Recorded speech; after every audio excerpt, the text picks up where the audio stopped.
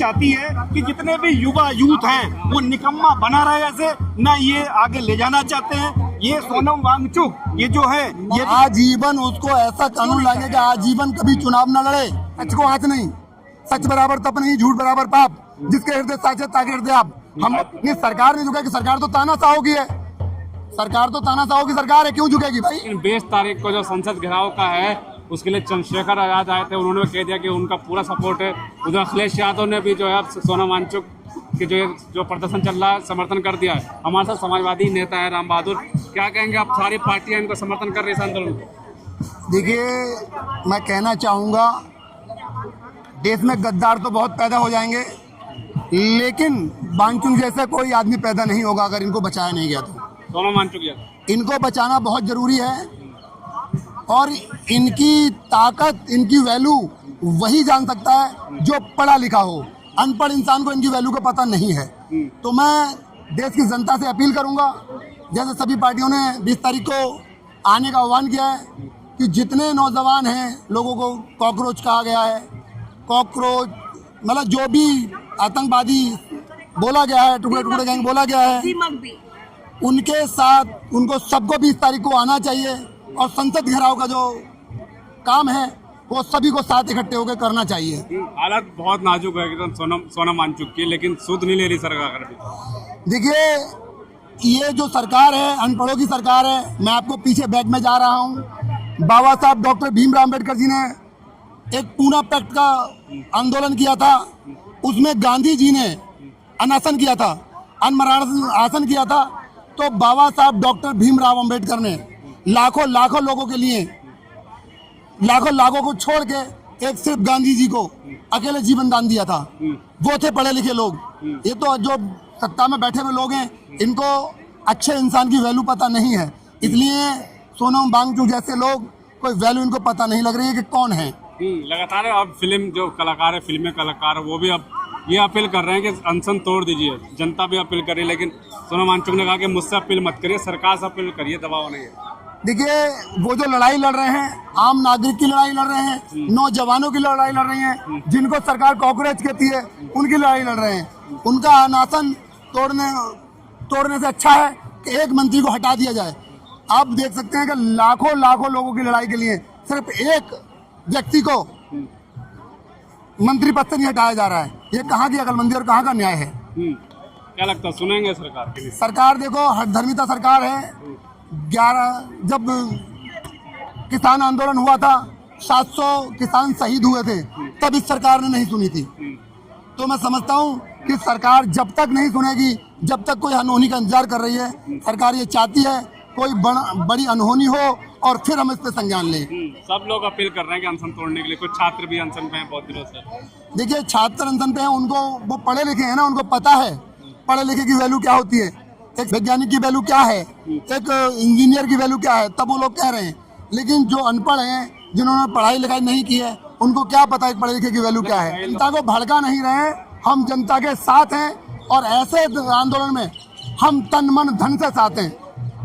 भड़काने की बात कर रहे हैं आप कम से कम राम मंदिर का माहौल खराब कर रहे हैं। हाँ, बिल्कुल माहौल खराब कर रहे हैं।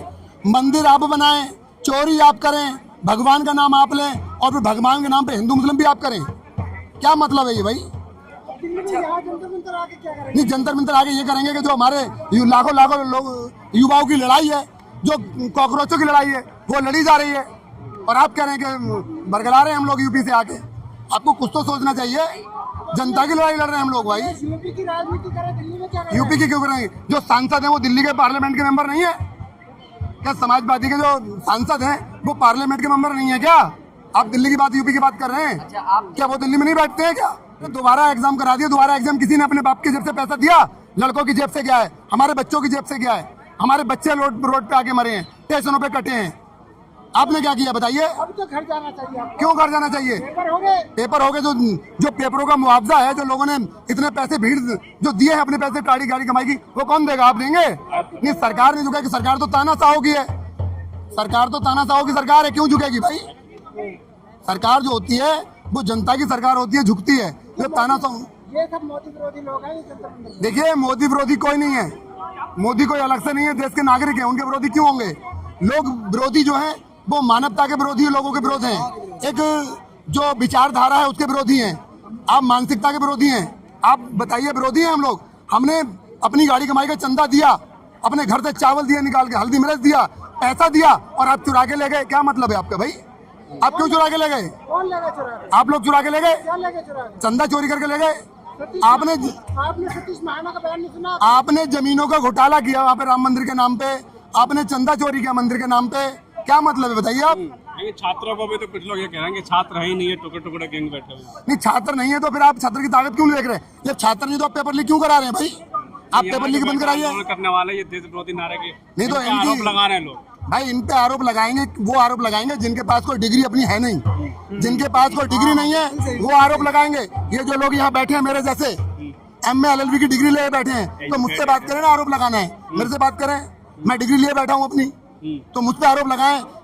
एक कहावत है बहुत बुजुर्गों की, सच को आँच नहीं, सच बराबर तप नहीं, झूठ बराबर पाप, जिसके हृदय साचे ताके हृदय आप। हम लोग सच्चे हैं। हमारी डिग्री देखिए, सरेआम देखिए, कॉलेज का नाम देखिए, प्रवेश पत्र देखिए, रोल नंबर देखिए, सब कुछ देखिए, हमसे बात करिए ना। आपने पेपर दिए क्या? हाँ हमने पेपर, मैंने तो पढ़ाई छोड़ दी LLB करके। पहले मेरे बच्चों ने दिए, मेरे बच्चों ने दिए, मेरे भाइयों ने दिए, मेरी बहनों ने दिए।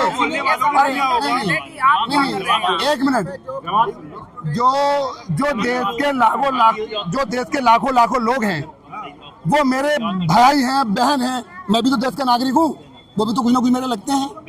बाबा साहब डॉक्टर साहब ने कहा था हक की लड़ाई के लिए अगर आप ताकत भर हो तो उसका हाथ पकड़ोगे, इतनी गलती ना करे, और अगर ज्यादा ताकत भरो तो उसका मुंह बंद करो कि जुबान तो कुछ ना बोल सके। और अगर आप कुछ भी नहीं कर सकते तो कम से कम अपनी जवान आवाज उठाइए गलत के खिलाफ। और अगर गलत के खिलाफ आवाज नहीं उठा सकते आप तो कम से कम मन में उसको कोसिए कि ये गलत कर रहा है, ये बुरा कर रहा है, इसका बुरा हो। गलत होता तो मोदी जी कुछ नहीं बोलते, प्रधानमंत्री जी, कोई नेता नहीं बोल रहा है। वो तो बोलते भाई, हैं, वो तो चुपचाप है। प्रधानमंत्री जी, मजबूत करें। हमारे प्रधानमंत्री जी, हमारे देश के प्रधानमंत्री जी सर्वोच्च नागरिक हैं।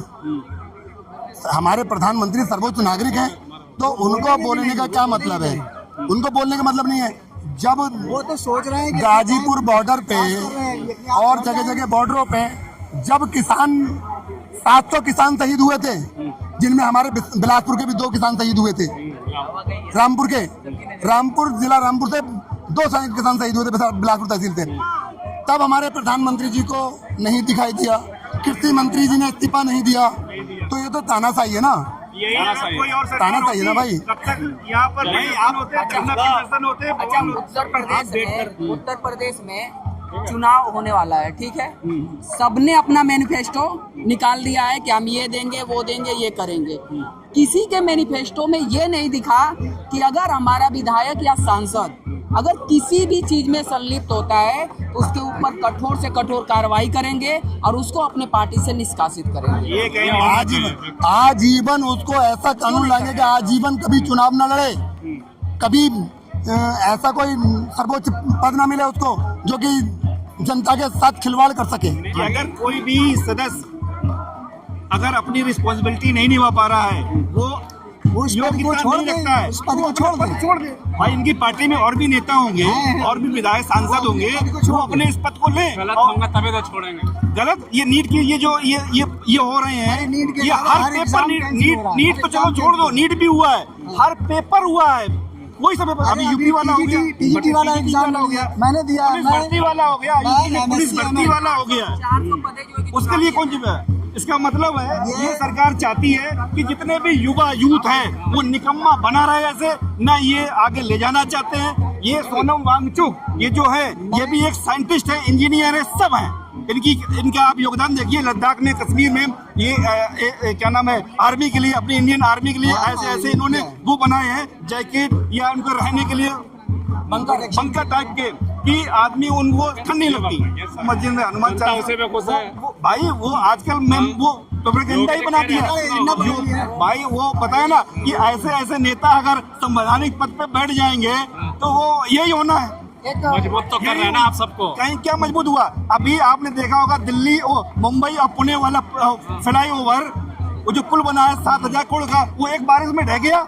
कहाँ गई टेक्नोलॉजी? ये सब भ्रष्टाचार ही है, कुछ ही नहीं। बस अपने जो है जो चार लोग हैं, बस उनका घर भरते रहो पूंजीपतियों का, बस, और जनता जाए। देखिए, एक कहावत है, साधु को सवाद से क्या लेना देना। बिल्कुल। साधु को सवाद से कोई मतलब नहीं होता।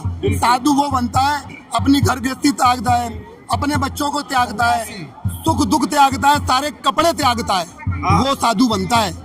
साधु का मतलब समझ रहे हैं आप? और आप कहते हैं हमारे माननीय मुख्यमंत्री जी को योगी है, वो भी आदित्यनाथ जी। अगर हमारे योगी जी अगर जिस दिन वो बन गए और सही व्यवस्था में योगी जी आ गए हमारे, तो उनको इन सब हिंदू मुस्लिम मंदिर मस्जिद से कोई लेना, इनमें कोई मतलब नहीं है। धर्म के लिए ये बोलते हैं। हमारा जो राज्य है सर्वधर्म निरपेक्ष राज्य है, तो इसमें हिंदू मुस्लिम का कोई मतलब नहीं है। यहाँ पे सब भारत के नागरिक हैं, और जो संविधान शुरू होता है तो हम भारत के लोग से शुरू होता है, कभी एक व्यक्ति विशेष से शुरू नहीं होता भाई मेरे।